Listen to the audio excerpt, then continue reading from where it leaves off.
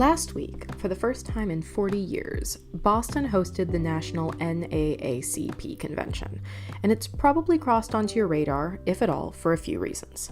For one thing, Boston has had a bad reputation when it comes to communities of color, particularly Black communities. So the National Convention coming back offered a chance for our increasingly diverse group of elected leaders to make the case that the city can be a hub of Black culture and Black political power. For another, those who attend the NAACP convention each year get to propose, debate, and weigh in on the group's national priorities. These resolutions can direct organizing efforts, impact political campaigns, and generally set the tone for racial justice initiatives going forward. So, what came out of the 114th convention? I'm Jennifer Smith with CommonWealth magazine, and today I'm joined by Tanisha Sullivan, president of the Boston NAACP. Thanks for joining me on the podcast, Tanisha. I hope you've gotten some rest. Well, it has been quite. I will say it hasn't been quite the full relaxation yet, but we're inching toward that. It was just a phenomenal convention. There was so much energy. We're really looking forward to the impact of this convention on the greater Boston area and the Commonwealth as a whole. So super excited. Well, let's start at the top there. This was the first time Boston has hosted the NAACP convention in 40 years. So from the top, why push to bring the convention here, and did it achieve those goals? I think, Boston, just first and foremost, is a city where a lot of organizations kind of look to for conventions. And so the fact that the NAACP convention hadn't been held in Boston since 1982 was striking. And there were reasons, both practical as well as, reasons that had more to do with perceptions that factored into, I think, that 41 year gap. One is Boston is an incredibly expensive city to host a convention. And fundamentally, as an organization, yes, we have a national office, but the lifeblood of the NAACP are the local units like the Boston branch all over the country, over 2,200 of them, in fact, that are led by volunteers like myself. And when you think about the cost associated with a convention of this type, that can be a barrier. And so we were really pleased that back in 2018, 2019, the city under Mayor Walsh made a commitment to help support the convention, to ensure that it could be financially accessible to people all across the country, from the small rural communities to the large urban cities. And so that was a really big hurdle for us to cross. The other issue that we have to be really honest about is Boston's perception for some and reality for others of being one of our nation's most racist cities. This is not a city that is viewed among the Black community as one that is welcoming. It is not a city that historically has seen a lot of prosperity related to the Black community. And so Boston hasn't ranked high on the, oh, we want to go there list. And so with that in mind, and I say this humbly as, someone who's, about a fourth generation in here in Boston, that's a reality for many that we have to acknowledge if we're ever going to move past it. And so I was really hopeful that this convention would present us with an opportunity to reintroduce ourselves here in Boston as a city that, one, has Black people, two, has Black people who are thriving, and three, is a city that understands our history and is working really hard to ensure that we're not repeating history, and that we are a city where, regardless of who you are, where you come from, you not only have access to opportunity, but you're actually realizing the impact of those opportunities. And I do think, by all accounts, at this point, we've hit the mark. But really, the true measure of the success of this convention and the impact of this convention is going to be measured 6 to 12 months out, when we see, how this convention impacts the policies and the initiatives that are advanced here in the Commonwealth. I'm so glad that you pivoted to that because one of the questions, of course, is, well, why pay attention to it? Don't we have conventions all the time here in Boston? What is the measure of a successful NAACP convention? So looking back, for instance, at conventions over the past few years, what are some examples of kind of strong policy advocacy areas that you would say you would hope to see kind of modeled if we're thinking about some of the resolutions that we'll get into later in this episode? But what's the model for a successful NAACP convention to you? I mean, I think one of the things that's really important for people to understand about the NAACP, and I hope for those who participated, they got this, is that we are a legacy organization within the civil rights movement. We have evolved over the past 114 plus years as an association. And where we are in this moment is really an organization that is focused on the advancement of public policy. And our national president spoke a lot about this. Our national chair spoke a lot about this. And this is the work that we do here in the Boston branch. It's public policy, because we believe that at this moment in our nation's history, it's critically important for organizations like ours to help our society design, advance, and implement public policy laws that will help ensure, that, again, all of us, regardless of who we are, where we come from, have the opportunity to truly experience all the promises of this great nation, have the opportunity to experience the prosperity that our Commonwealth in this instance is experiencing. And so is really a cornerstone of what we do. What are some of the policy focuses? We have, as an association, always prioritized voting rights and access, educational opportunity, economic opportunity. We have, over the last, I would probably say 5 to 7 years, really leaned into environmental and climate justice, understanding the disproportionate impact of climate change on communities of color and lower income communities. And so what we've seen in the past, I am hopeful, has been policy that has really helped to set the chart the course for the association and for Black America writ large. And I'm hopeful that the conversations that we experienced here this year will do the same. Were there areas that felt particularly impactful? One of the great benefits of an NAACP convention is that it really does put on main stage for all of America to see the rich diversity that exists within the Black community. So very often, Black communities are seen as a monolith. All Black people vote Democrat, or all Black people, are progressive, or all the this kind of these blanket beliefs about Black communities. And I think again, an NAACP convention gives us an opportunity. It's public facing for people to see Black folks primarily in rigorous discussion and debate about some of this nation's most pressing issues. You take gun violence, for example. This is an issue when we talk about responsible gun control. This is an issue where not all people agree. And not all Black community members are on, are marching to the same beat. We all want safe and healthy communities. We all want to ensure public safety, but the way in which we get there may vary depending upon who you are, where you come from, and what your experiences are. So I love that about NAACP conventions, because in addition to really drilling down on the critical issues impacting Black America, and as a result, impacting America as a whole, like sensible gun control, we really get to see the rich diversity of thought, the rich diversity of ideology within our community as a whole. So I am also very glad you brought up the debate, because for anyone that was watching the resolutions portion of this convention, that was 9 hours or so of discussing these resolutions. It was shorter this year? Yes. Oh, okay. All right. Well, I'm gonna go crawl under a table.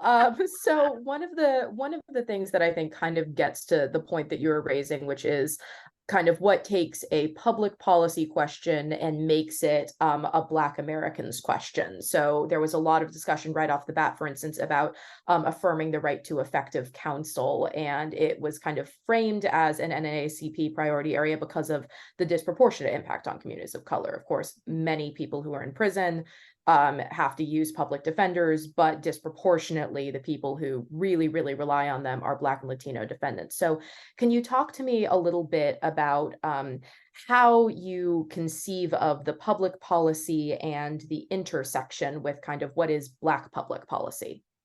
I love this question because, in so many ways, I think, our nation is at a point where there's just so much divisiveness, and it's the debates are when it comes to policy are hyper polarized right now.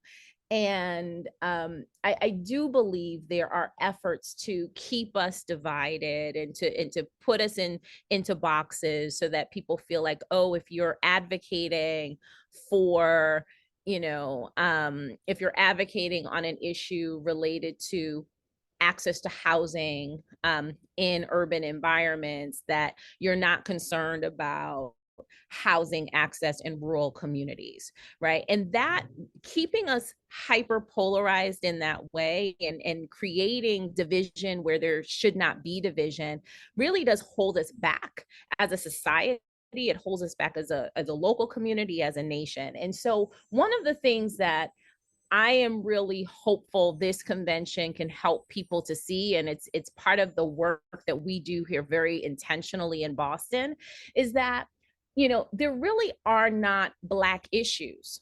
And what I mean by that is it's not about a Black issue or white issue or an issue that relates to the Latinx community or the AAPI community. Many of these issues are, issues that impact us as a society as a whole. These are deeply American issues that are impacting families across the country, regardless of their background, right? And so when we talk about, a effective right to counsel, and we think about the criminal legal system as a whole, for example, the reality is we're not saying, effective right to counsel for Black people. We're saying, look, regardless of who you are, you have a fundamental right in this country to have counsel that is effective, that is quality, that is going to represent you vigorously, zealously, as we say in the legal profession, right? You got a zealous advocate to ensure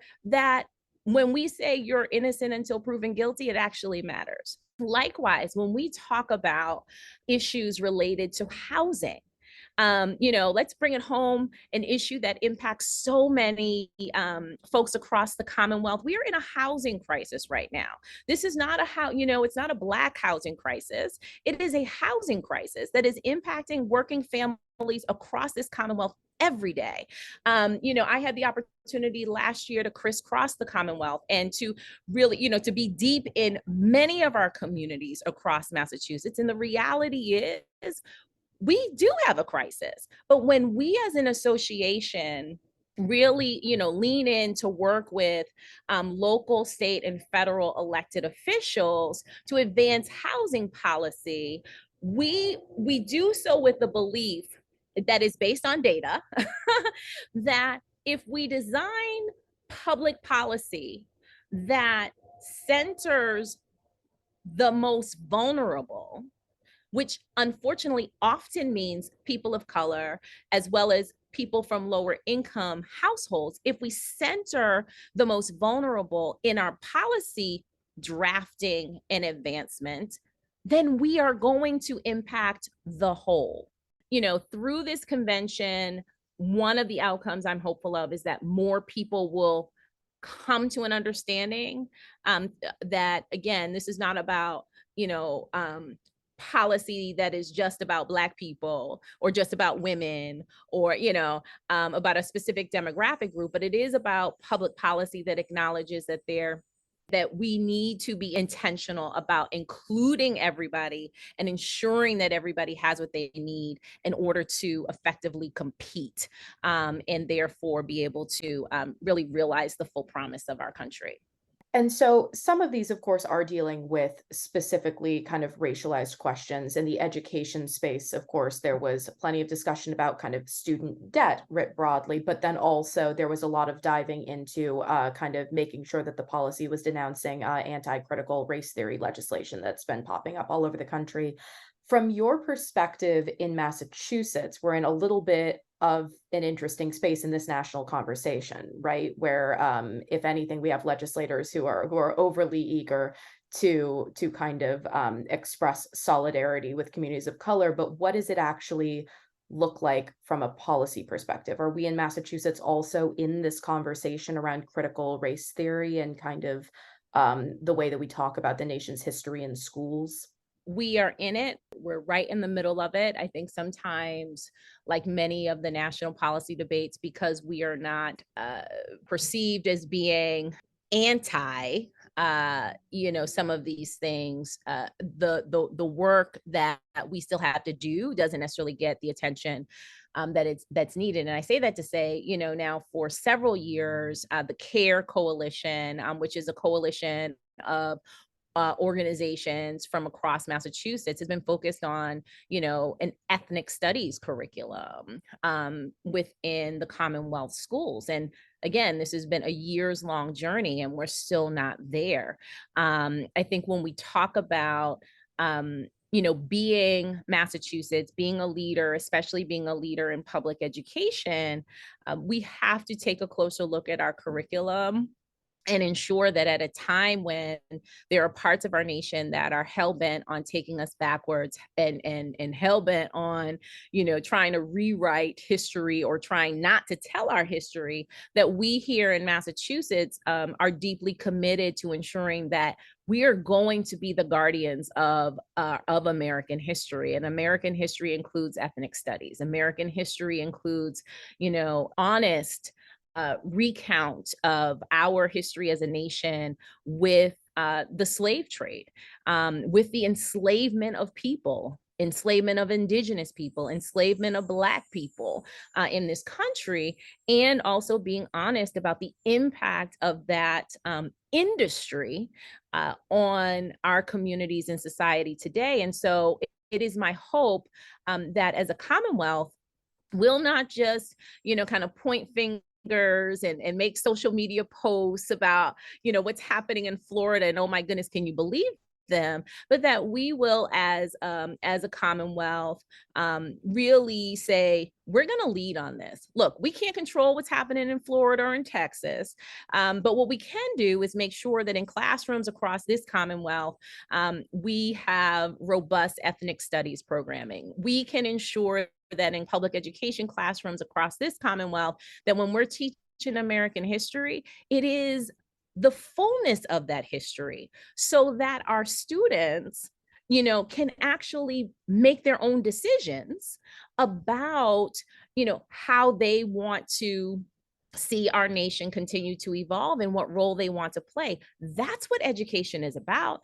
And we cannot have a thriving public education system. We cannot have thriving communities if we are not ensuring that in our classrooms, that our curriculum that is offered to all of our children really does help to prepare them to be positively contributing citizens to our society. So I'm going to run through, just in case someone did not have the time to sit through the apparently short 9 hours of resolutions here. A few kind of samples of the array here.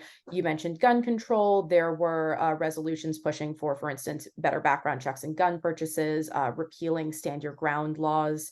Economically, there were resolutions looking at promoting equity within the IRS, the tax system, but also, for instance, supporting Black farmers, funneling resources into communities impacted by redlining. So, my question is, where are you seeing potential for the most movement over the next year? Obviously, a lot of these resolutions build on existing resolutions that come up kind of year over year. So, if there was a specific subject area that you're keeping an eye on, is it in education? Is it in the economic space? Is it in gun control? What what's most interesting to you that we might see some movement on before next year's convention? Yeah, I mean, I unfortunately, I think it has to be all of the above because they're all so interconnected.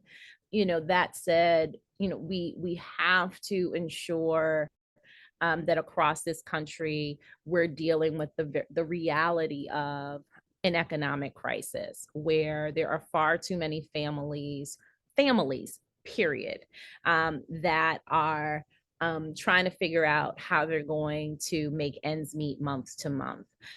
And so our policies that really speak to the economy, speak to not only access to jobs, but also support for small and micro business owners.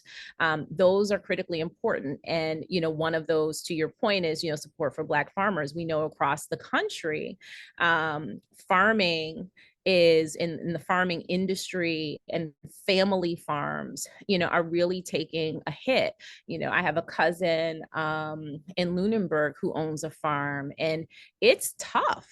And so I would say any of our policies, whether they are those that we discussed and debated this year, or we're talking about those, from years prior that really do center economic opportunity, I think have to be front and center, because when people and families are economically secure, so many other things fall into place. When people and families are economically secure, then there's deeper investment, both by time and resources, into public education. There's more focus on the health, the safety and well-being of our communities. And so I do believe that the economic piece is something where not only do I expect us as an association and certainly as a local branch to continue to focus, but I believe it's a cornerstone, an important cornerstone for all of the other work that we have to do to ensure that communities are truly thriving. The theme of the convention was thriving together. And so that really is our focus, is ensuring that folks, that communities, that families, that individuals are thriving. How do you see your role personally these days? You had mentioned kind of having the opportunity in the context of the housing crisis, of course, to crisscross the state, and that was when you were running for Secretary of the Commonwealth. Are you looking at pursuing elected office in the future? Like you've just finished the convention. It's been back in Boston for 40 years. We had Cheryl Clyburn Crawford, who's of course leading Ranked Choice Voting Boston campaign with you, on the podcast a few weeks ago. But what's in your front window here, especially if Bill Galvin decides not to run again? Well, I'm really fortunate. I